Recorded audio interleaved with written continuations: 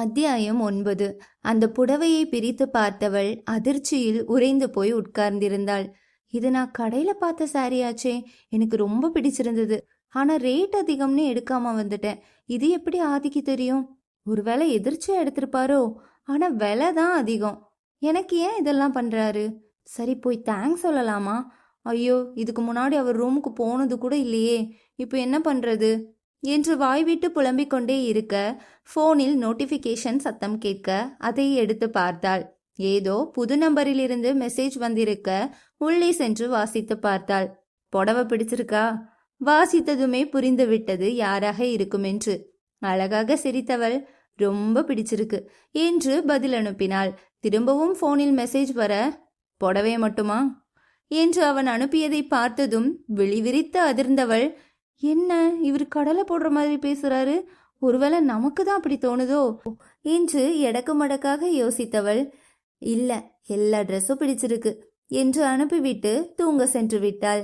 மொட்டை மாடியில் வாசவோடு நின்றிருந்தவனோ போனை பார்த்து சிரித்தவன், சரியான டியூப்லைட் என்று அவளை திட்டிவிட்டு வானத்தை பார்த்து ரசித்து கொண்டிருந்தான். அது ஏனோ அந்த புன்னகையை மட்டும் அவனால் அடக்க முடியவில்லை போலும்.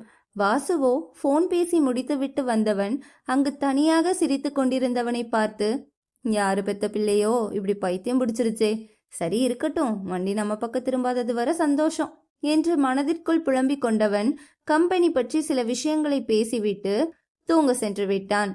இப்போது ஆதித்யா மட்டும் மாடியில் நின்றிருக்க தூக்கம் வராமல் அங்கும் இங்குமாக வீடு முழுக்க வட்டமடித்து கொண்டிருந்த நிலா கடைசியாக மாடிக்கு சென்றாள். அவளது சங்கீதம் போன்ற கொலுசொலியை கேட்டு திரும்பி பார்த்தவன் அவள் மறுபக்கமாக திரும்பி நின்றிருக்க இன்னும் தன்னை பார்க்கவில்லை என்று புரிந்து கொண்டான்.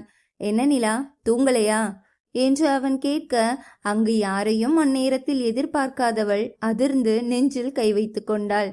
அவனை பார்த்ததும் தான் அவளுக்கு மூச்சே வந்தது. ச்ச, பயந்தே போயிட்டேன். நீங்க தானா? எனக்கு தூக்க வரல ஆதி, அதான் சும்மா காத்து வாங்கலாமேன்னு வந்தேன். நீங்க இங்க என்ன பண்றீங்க என்று இந்த முறை தயக்கம் இல்லாமல் அவள் பேசவும் அவன் முகத்தில் புன்னகை பூக்கள் பூத்தன. நான் எப்பவும் லேட்டா தான் தூங்குவேன். புது இடம், அதனால தூக்க வரலையா என்று அவன் கேட்க, ஆமாம் என்பது போல தலையசைத்தாள். அதற்கு பிறகு இருவரும் கொஞ்ச நேரம் பேசவில்லை. ஆதி நிலாவையும் நிலா தூரத்தில் இருந்த கோவில் கோபுரத்தையும் பார்த்து ரசித்து கொண்டிருந்தார்கள். கோவில் கோபுரம் திருவிழாவுக்காக வண்ண வண்ண விளக்குகளுடன் அழகாக தயார் செய்யப்பட்டிருந்தது. இந்த கோவில் திருவிழாக்கு தானே நாம நாளைக்கு போக போறோம் என்று நிலா கேட்க, எஸ், எல்லா வருஷமும் மிஸ் பண்ணாம வந்துடுவோம். எல்லாம் நம்ம காண்டு கண்ணம்மாவோட கட்டளை தான், வரலனா ஒரு வழி பண்ணிடும் என்று சொல்ல நிலா அழகாக புன்னகைத்தாள். அதில் அவள் கன்னங்களில் குழிவிழ அதையே பார்த்து கொண்டிருந்தவன் பக்கத்தில் அவள் என்ன பேசுகிறாள் என்பதை கேட்க தவறிவிட்டான்.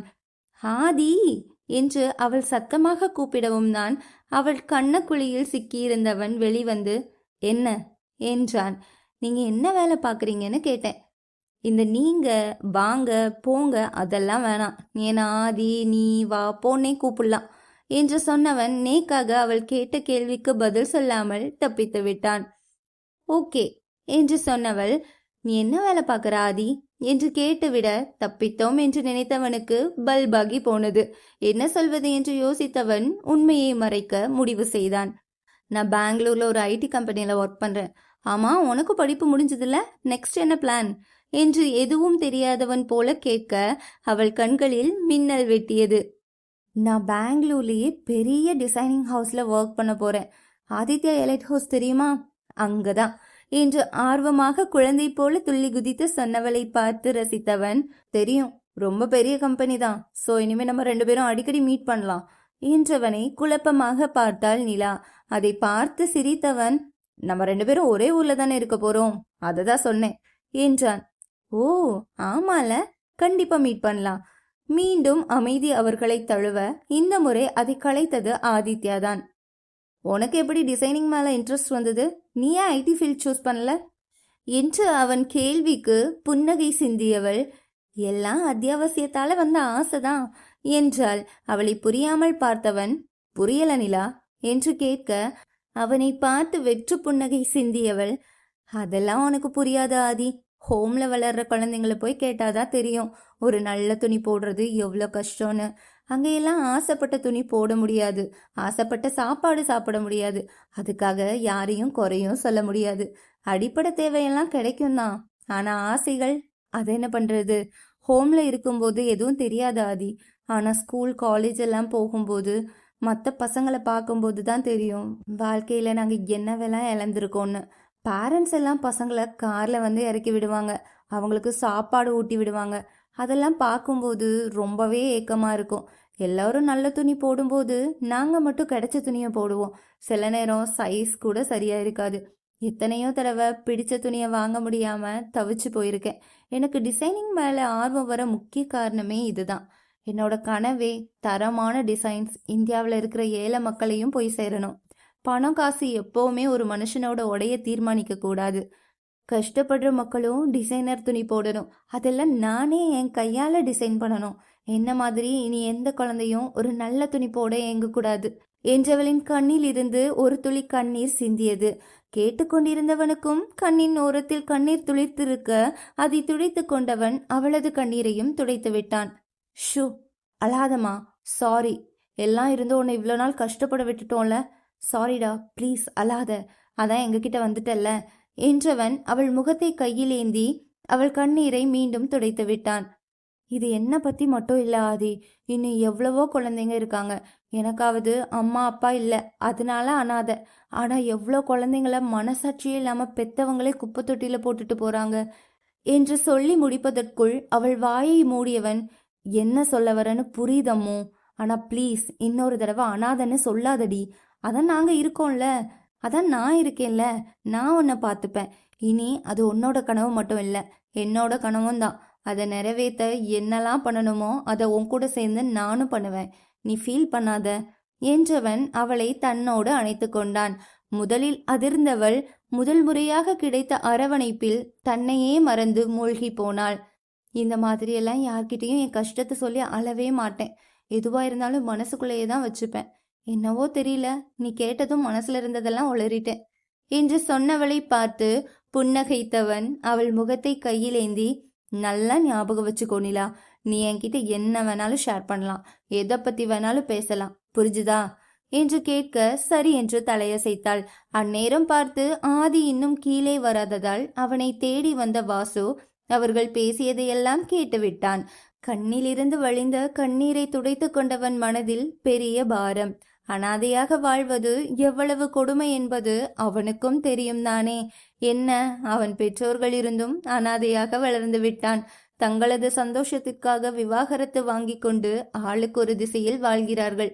பாட்டியின் அரவணைப்பில் வளர்ந்தவன் அவரையும் சில வருடங்களுக்கு முன்பு இழந்து விட்டான்.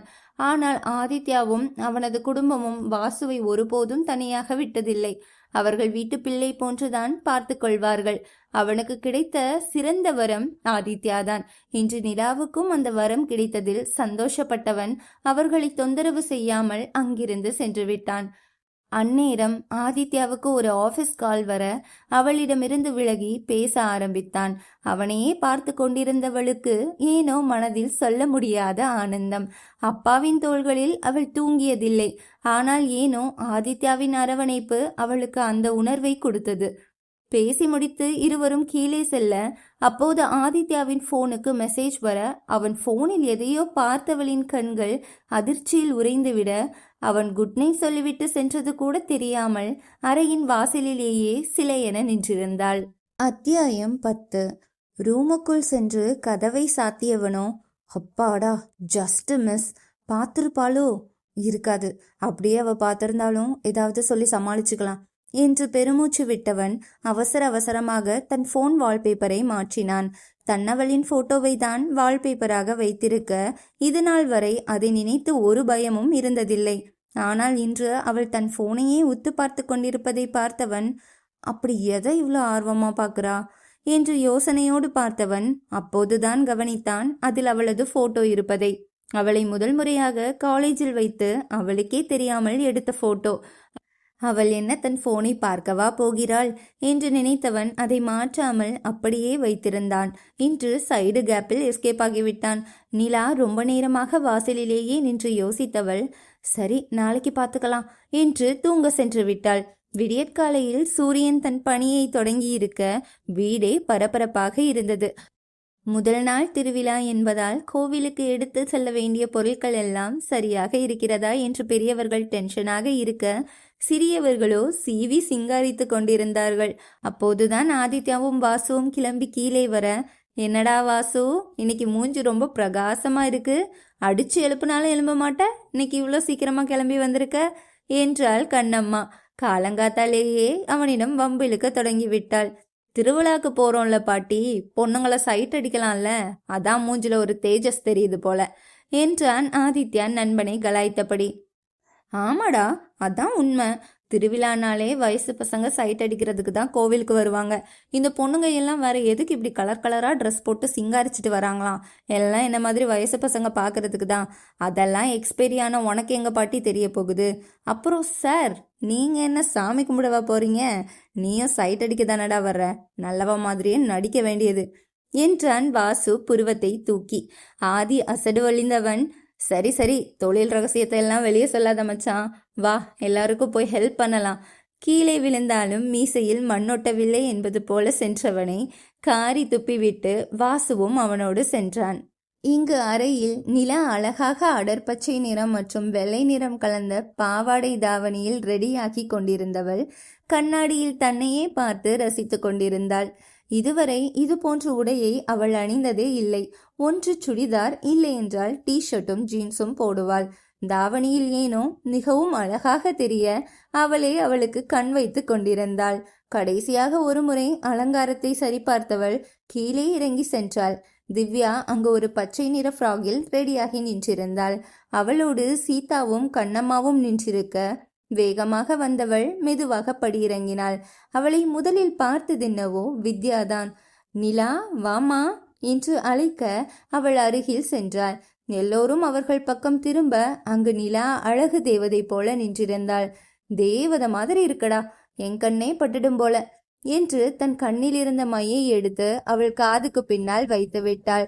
தாவணியில் தலையை அழகாக பின்னி மீன் போன்ற கண்களில் அழகாக மை தீட்டி சாயமே தேவையில்லாத உதட்டுக்கு சிறிது சாயம் பூசி நெற்றிக்கு நடுவே சிறிய பொட்டு, கைகளில் கண்ணாடி வளையல், கழுத்தில் சின்ன செயினும் காதுகளில் பெரிய கம்மலும் போட்டு தங்க சிலை போல நின்றிருந்தவளை பார்த்து எல்லோரும் இப்படி ஒரு அழகா என்று திகைத்துதான் போனார்கள். எல்லோரும் நிலாவை புகழ இப்போதுதான் சீதாவுக்கு அதிகமாக பயம் வந்தது. எங்கே தனது மருமகனும் இந்த அழகில் மயங்கி தன் மகளை வேண்டாம் என்று சொல்லிவிடுவானோ என்று. தேவையான பொருட்களை எல்லாம் காரில் ஏற்றி கொண்டிருந்தான் ஆதி.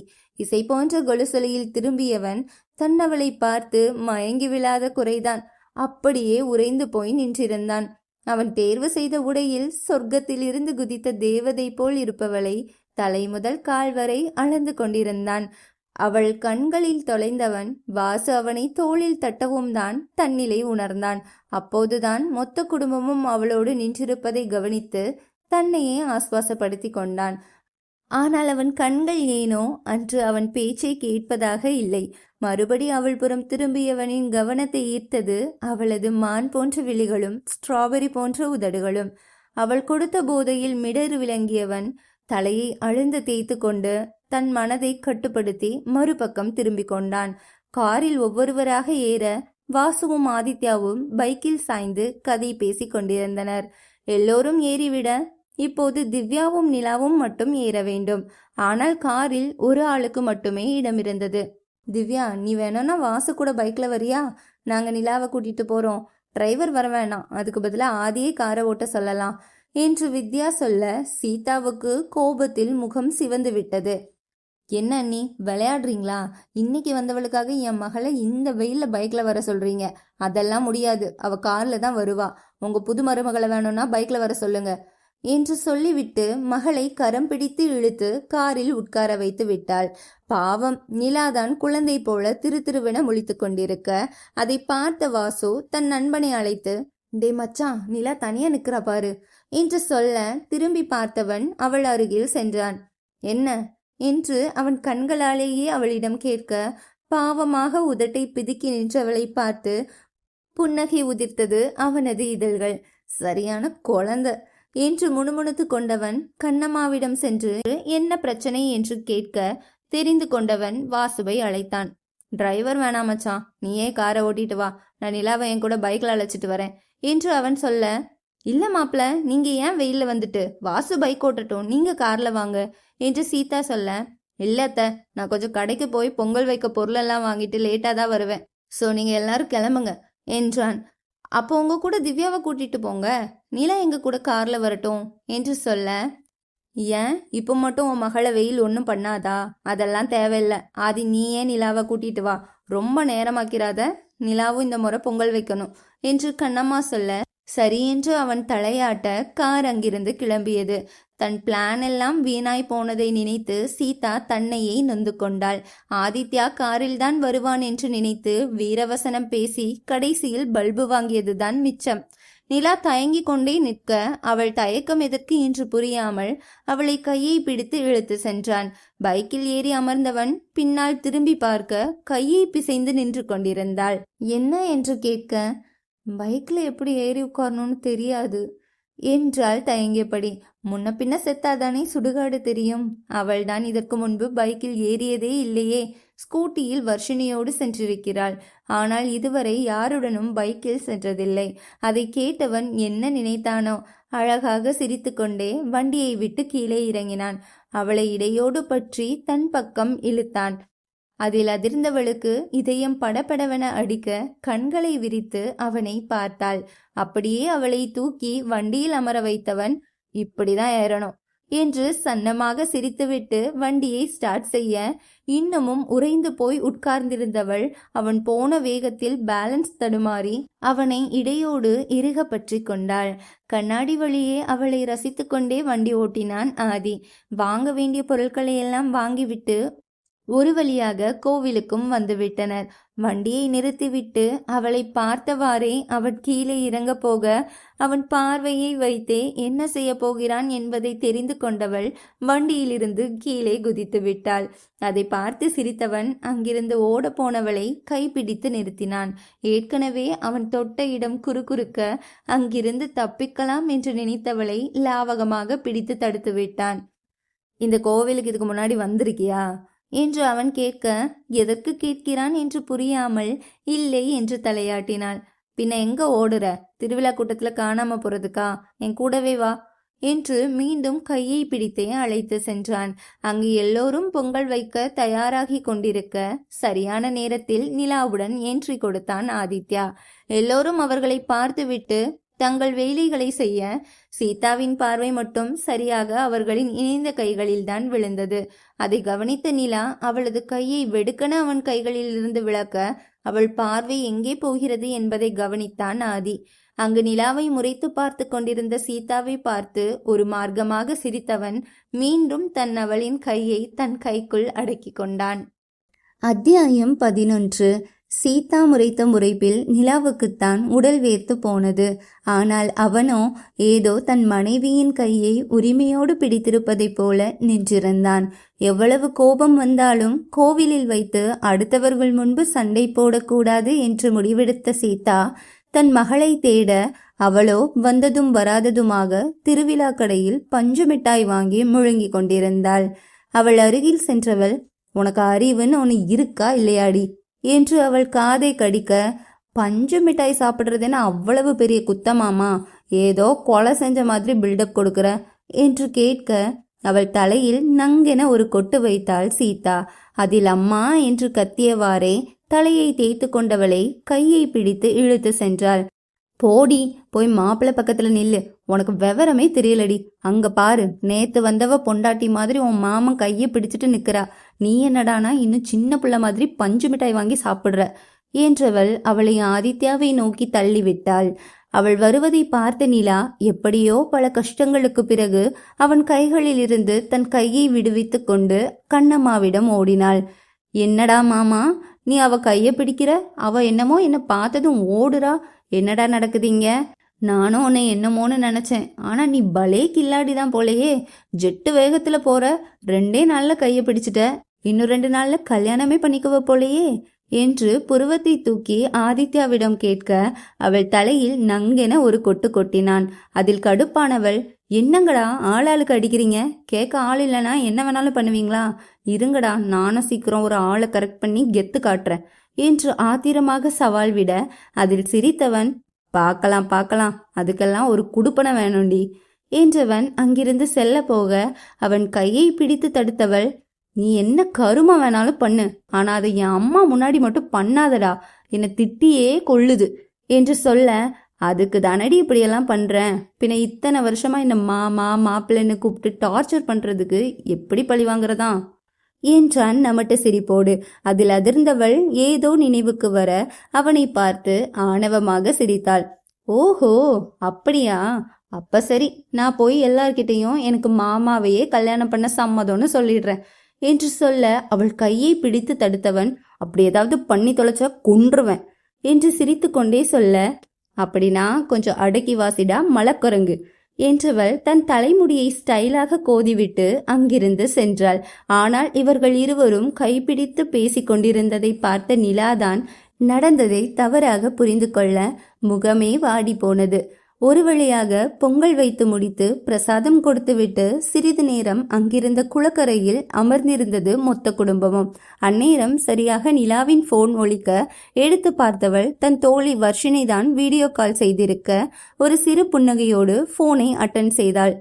அடியே, ஊருக்கு போனதும் தான் போனேன், உனக்கு ஃப்ரெண்டுன்னு ஒருத்தி இருக்கிறதே மறந்துட்டியா என்று ஹலோ கூட சொல்லாமல் புரிந்து தள்ள, பக்கத்தில் இருந்த ஆதித்யா போனை ஓரக்கண்ணால் எட்டி பார்க்க அதில் வர்ஷினியை பார்த்ததும் நிலாவுடன் முதல் முறையாக பார்த்த பெண் என்று அடையாளம் கண்டுவிட்டான். கொஞ்சம் மூச்சு விடுடி, நான் மட்டுமா கால் பண்ணல, நீயும் தான் கால் பண்ணல என்று உதட்டை பிதுக்கி கொண்டு பாவமாக கேட்டாள் நிலா. ஏண்டி சொல்ல மாட்ட என்றவள் அப்போதுதான் நிலாவின் கெட்டப்பையே கவனித்தாள். நிலா, தாவணி கட்டிருக்கியா? அடடா, அழகா இருக்கடி. நான் மட்டும் ஒரு பொய்யனா பிறந்திருந்தா நிச்சயமா உனக்கு கடத்திட்டு போய் கல்யாணம் பண்ணியிருப்பேன் என்று ஒரு ஆர்வத்தில் சொல்லிவிட நிலாவை சுற்றி இருந்த அனைவரும் சிரித்து விட்டனர்.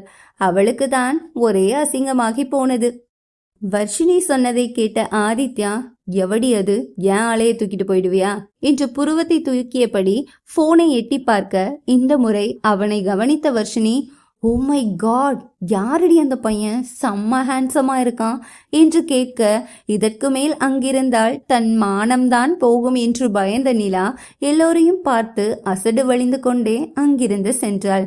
வீடியோ கால் பண்ணிருக்க, சுத்தி ஆட்கள் இருக்காங்கன்னு தெரிஞ்சு இப்படியா கேப்ப, பைத்தியம் என்று நிலா திட்ட, அவங்க கிடக்குறாங்க, நீ சொல்லுடி, அந்த பையன் யாரு என்று மீண்டும் ஆர்வமாக கேட்க நிலா பதில்தான் சொன்னாள்.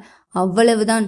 ஓ மை காட், இவ்வளவு அழகான முறை பையனா உனக்கு, எனக்கு இன்ட்ரோ கொடுடி என்றவள் நிலா அவளை முறைப்பதை பார்த்து, பாரா, என் நிலாவுக்கு முறைச்சு பார்க்க எல்லாம் தெரியுமா, நீ கோபப்படுறத பார்த்தா அவன் மேல உனக்கு ஏதோ இன்ட்ரெஸ்ட் இருக்கு போலையே என்று கேட்க, அதெல்லாம் ஒன்றும் இல்லை, இங்கே ஆல்ரெடி அவருக்கு ஆள் வெயிட்டிங் என்று இன்று திவ்யாவும் ஆதித்யாவும் ஒன்றாக நின்று பேசியதை நினைத்து சோகமாக சொன்னாள். அச்சோ, வருத்தப்படாத செல்லம், உன்ன மாதிரி ஒரு பொண்ணு கிடைக்காம போறதுக்கு அவன் தான் வருத்தப்படணும் என்றாள் வர்ஷினி. வருத்தமும் இல்லை, ஒரு மண்ணாங்கட்டியும் இல்லை என்று அவர்கள் மற்ற கதைகளை பேச ஆரம்பித்தனர். தோழியுடன் பேசிக் கொண்டிருந்த ஆர்வத்தில் நிலா எல்லோரும் இருந்த இடத்தை விட்டு ரொம்ப தூரம் சென்று விட்டதை உணரவில்லை. குளக்கரையில் எல்லோரும் பேசி ஒருவரை ஒருவர் கிண்டலடித்து சிரித்து கொண்டிருந்தனர். வாசு திவ்யா வேகமாக தேங்காவை சாப்பிட்டு கொண்டிருந்ததை பார்த்தவன் அவளிடம் வம்பிழுக்க தயாராகிவிட்டான். பார்த்து பார்த்து மெதுவா சாப்பிடு, யாரும் பிடுங்கி சாப்பிட மாட்டாங்க, குரங்கே உன்னை பார்த்தா பயந்து ஓடிடும், அந்த அளவுக்கு கொடூரமா சாப்பிடாத என்று சொல்ல, டே நீ வாய் பேசாத, கொஞ்ச நேரத்துக்கு முன்னாடி பொங்கலை நீ எப்படி முழுங்கினன்னு நான் கவனிக்கலன்னு நினைச்சியா, போடா என் மாமா ஃப்ரெண்டே என்று அவளும் பதிலுக்கு கலாய்க்க நேரம் போனதே தெரியவில்லை அவர்களுக்கு. ஆனால் ஆதித்யாவுக்கு தன்னவளின் நினைவு வர திரும்பி பார்த்தவன் அவள் அங்கு இல்லாமல் போக பதறிவிட்டான். என்னதான் எல்லோரிடமும் பேசிக் கொண்டிருந்தாலும் அவன் கவனம் முழுக்க அவளிடம்தான் இருந்தது. இப்பொழுதுதான் 2 நிமிடங்களுக்கு முன்பு அவளை அங்கு பார்த்தவன் இங்குதானே இருக்கிறாள் என்று அசால்ட்டாக விட்டுவிட, இப்போது அவளை காணாமல் மனதுக்கு ஏதோ தவறாகப்பட்டது. டே, நிலாவை காணோம் என்று வாசுவிடம் சொன்னவன் அவளை தேடி செல்ல தயாரானான். இங்கேதானடா இருந்தா என்று சொன்னபடியே வாசுவும் எழுந்து நிற்க, இவ்வளவு நேரம் கோபத்தை அடக்கிய சீதா பொங்கிவிட்டாள். அவ என்ன சின்ன பிள்ளையா தொலைஞ்சு போறதுக்கு? இங்கதான் ஏதாவது திருவிழா கடைய வேடிக்கை பார்த்துட்டு இருப்பா, கொஞ்ச நேரத்துல அவளே வந்துடுவா என்று சொல்ல அவளை முறைத்து பார்த்தான் ஆதித்யா. அவ இன்னைக்குதான் முதல் முறையா இங்க வந்திருக்கா, அவளுக்கு வழி கூட ஒழுங்கா தெரியாது. நம்ம கோவில் வேற பெருசு, கூட்டம் வேற அதிகமா இருக்கு, நான் போய் பார்த்துட்டு வரேன் என்று கிளம்பினான். அவனுடன் வாசுவும் சென்றான். முதலில் அவள் சென்ற திசையிலேயே போய் தேடியவர்கள் அவள் அங்கு இல்லை என்றதும் பிரிந்து தேடத் தொடங்கினர். ஆதித்யாவுக்கு வேறு நெஞ்சு படபடவென அடித்துக்கொள்ள அவனுக்கு பயம் இன்னும் அதிகமானது. கோவிலை சுற்றி நன்றாக தேடியவர்கள் அவளை காணாது போகவே மீண்டும் குளக்கரைக்கே சென்றனர். ஒருவேளை நிலா வழியை கண்டுபிடித்து போயிருக்கலாம் என்று நினைத்தவன் வழியில் பார்த்த வாசுவையும் கூட்டிக் கொண்டு அங்கு சென்றான். ஆனால் நிலா அங்கும் இல்லை. இவ்வளவு நேரம் அவள் வந்து விடுவாள் என்று அசால்ட்டாக இருந்த கண்ணம்மாவுக்கும் வித்யாவுக்கும் அப்போதுதான் பயம் எட்டி பார்த்தது. மொத்த குடும்பமும் ஆளுக்கு ஒரு பக்கமாக சென்று நிலாவை தேட சீதாவும் அவர்களுடன் சேர்ந்து தேட ஆரம்பித்தாள்.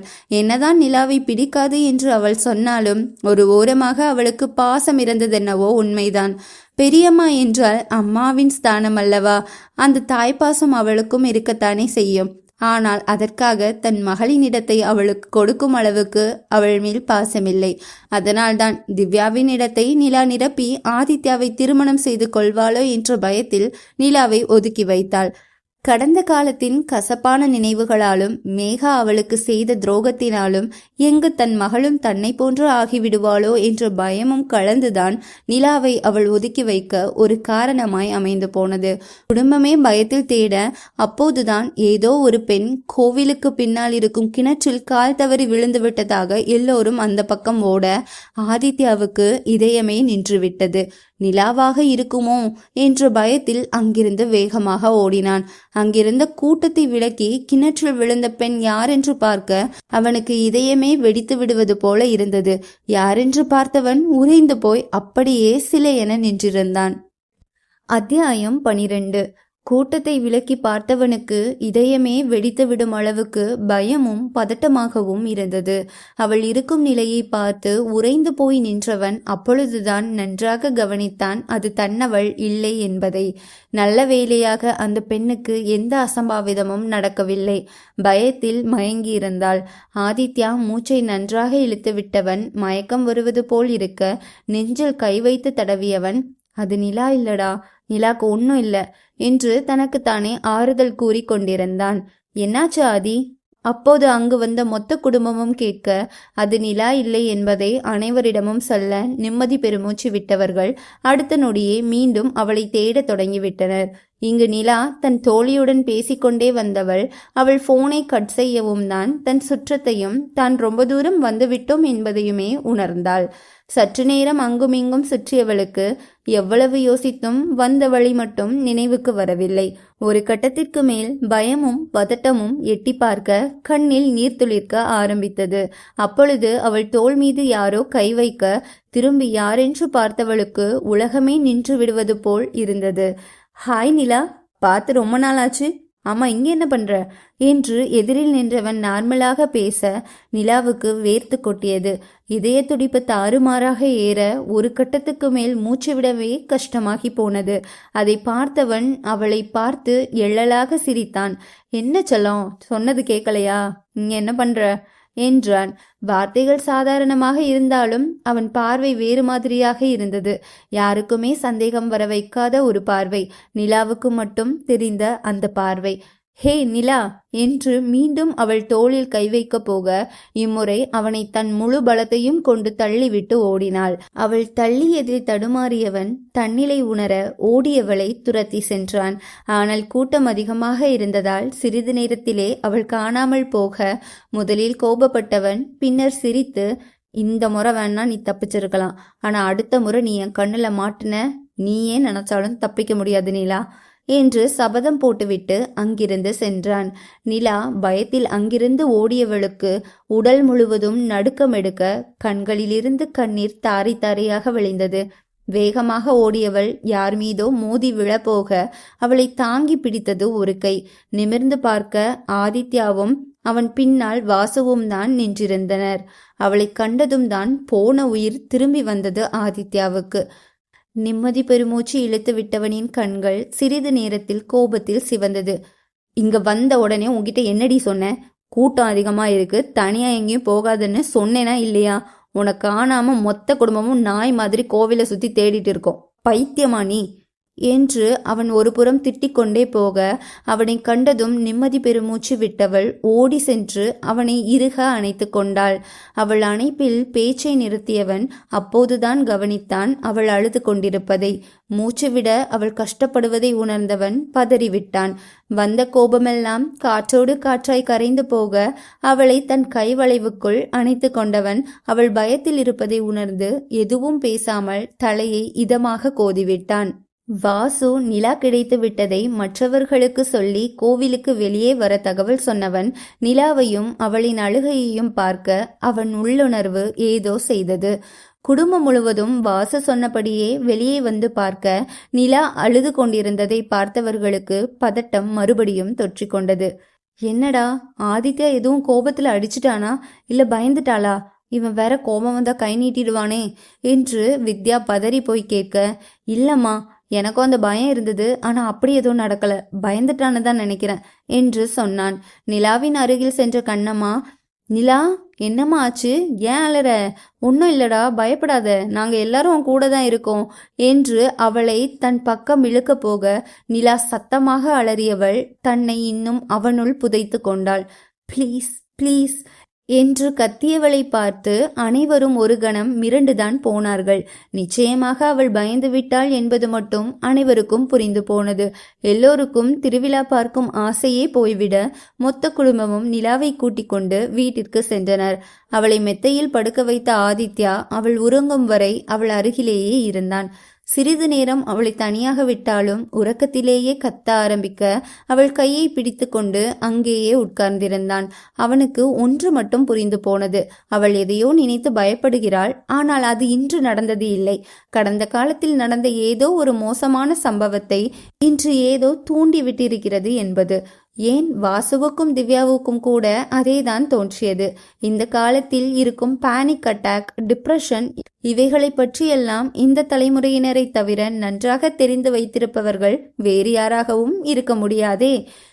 தூங்கிக் கொண்டிருந்தவள் முகத்தையே பார்த்தவனுக்கு மனம் பாரமாக இருந்தது. தான் அவளுடன் இல்லாமல் போன அந்த கொஞ்ச நேரத்தில் அப்படி என்னதான் நடந்திருக்கும்? அப்போது நிலாவின் போன் ஒலிக்க எடுத்து பார்த்தவன் வர்ஷினியின் பெயர் வர கட் செய்தான். மீண்டும் 2 முறை அவள் விடாமல் போன் செய்யவும் அழைப்பை ஏற்றான். ஹலோ ஹலோ, இது நிலா போன் தானே? நிலா எங்க என்றாள் வர்ஷினி தன் தோழியின் போனில் ஒரு ஆண் குரலை கேட்டு. நிலா தூங்கிட்டு இருக்கா, நீங்க அப்புறமா கால் பண்ணுங்க. இல்லையே, இப்ப கொஞ்சம் முன்னாடி தான் பேசினேன், நல்லா தானே இருந்தா. உண்மையை சொல்லு, அவளுக்கு என்னாச்சு? நீ யாரு? நீ எதுக்கு நிலா போனை வச்சிருக்க என்று அவள் கேள்விகளை அடுக்கிக் கொண்டே போக அதில் கடுப்பானவன், நான் ஆதித்யா, நிலாவோட மாமா பையன். அவளுக்கு கொஞ்சம் உடம்பு சரியில்லை, நீங்க அப்புறமா கூப்பிடுங்க என்று காலை கட் செய்ய போக உடல்நிலை சரியில்லை என்ற ஒற்றை வாக்கியத்தில் பதறி போனவள், என்னாச்சு? இவ்வளோ நேரம் நல்லா தானே இருந்தா என்று பதட்டத்துடன் கேட்க அதில் அவள் பயத்தை உணர்ந்தவன் அவளிடம் நடந்தவைகளையெல்லாம் சொன்னான். ஓ காட், நிலாவுக்கு மறுபடியும் பேனிக் அட்டாக் வந்துடுச்சா என்றாள். மறுபடியுமா? அப்ப இதுக்கு முன்னாடி இந்த மாதிரி நடந்திருக்கா என்று அவன் கேட்க, எஸ். எதனால இந்த மாதிரி வருது என்று அவன் கேட்க தயங்கியவள், அது அவளோட கதை, நான் உங்ககிட்ட சொல்ல முடியாது, அவகிட்டயே கேட்டு தெரிஞ்சுக்கோங்க. சரி, ஏதாவது மருந்து கொடுக்கணுமா? இல்ல, மருந்தெல்லாம் தேவையில்லை, நல்ல ரெஸ்ட் எடுத்தா தானாவே சரியாகிடுவா. சரி, ஓகே. அவளை தனியா விட்டுறாதீங்க, இன்னைக்கு ஃபுல்லா அவ கூட யாராவது இருக்கணும், இல்லனா பயந்து அழுவா என்று சொல்லிவிட்டு போனை வைத்தாள். இப்போது பச்சை குழந்தை போல தூங்கி கொண்டிருப்பவளின் கன்னத்தை மெதுவாக வருடியவன், என்னாச்சு அம்மு? பேனிக் அட்டாக் வர்ற அளவுக்கு என்னடி பிரச்சனை? என்னால உன்னை இப்படி பார்க்கவே முடியலடி என்று முணுமுணுத்தவன் அவள் பின்னங்கையில் முத்தமிட்டான். பகல் ஓடிப்போய் இரவும் வர வித்யா நிலாவுடன் தங்கிக் கொள்வதாக முடிவு செய்தாள். நிலாவை நன்றாக பார்த்து கொள்ளுமாறு சொல்லிவிட்டு ஆதித்யா நேராக சென்றது மொட்டை மாடிக்குதான். அங்கு சென்றதும் அவனுக்கு முதலில் ஞாபகம் வந்தது நிலாவும் அவனும் நேற்றிரவு பேசியவைகள்தான்.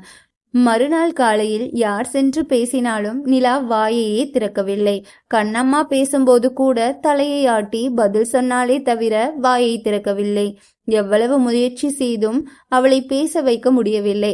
சரி, எப்படி இருந்தாலும் ஆதித்யாவிடம் நிலா நன்றாக பேசுவாள் என்று தெரிந்தவர்கள் அவனே பேசட்டும் என்று விட்டுவிட்டனர். ஆதித்யா அவள் அறைக்குள் நுழைய அவளோ ஜன்னல் வழியாக வெளியே வேடிக்கை பார்த்து கொண்டிருந்தாள். நிலா என்று அவன் அழைத்ததும் மெதுவாக அவன் புறம் திரும்பியவள் அவனை ஒரு நொடி பார்த்துவிட்டு மீண்டும் ஜன்னல் பக்கமே திரும்பிக் கொண்டாள். அதில் அதிர்ந்தவன், நிலா என்னாச்சு, இப்ப எப்படி இருக்கு என்று அவள் அருகில் சென்று கேட்க, ஓகே என்பது போல் தலையசைத்தவள் இன்னும் ஜன்னல் வழியாக தான் பார்த்து கொண்டிருந்தாள். சரி வா, இந்த ஜூஸை குடி, நீ நேத்திலிருந்து ஏதோ சாப்பிடல என்று சொல்ல வேண்டாம் என்றபடி தலையசைத்தாள். நிலா, குடிடி, பசிக்கும்ல என்று அவன் மீண்டும் சொல்ல வேண்டாம் என்ற பதில்தான் அதற்கும் பதிலாக வந்தது. இப்படி ரொம்ப நேரம் வெறு வயிற்றுல இருக்கக்கூடாது நிலா, இந்த ஜூஸை மட்டும் குடி, அப்புறம் நான் உன்னை டிஸ்டர்ப் பண்ண மாட்டேன், பட்னியா கிடந்தா உடம்புதான் கெட்டு போகும் என்று சொல்ல அவன் புறம் திரும்பியவள், நீ எதுக்கு இதெல்லாம் பண்ற, ப்ளீஸ் ஆதி, இப்படியெல்லாம் பண்ணாத, என்ன பார்த்துக்க எனக்கு தெரியும், நீ போயிடு ப்ளீஸ் என்று அவள் சொல்ல அதில் அதிர்ந்தவன், என்னடி சொல்ற என்று அதிர்ச்சியாக கேட்டான்.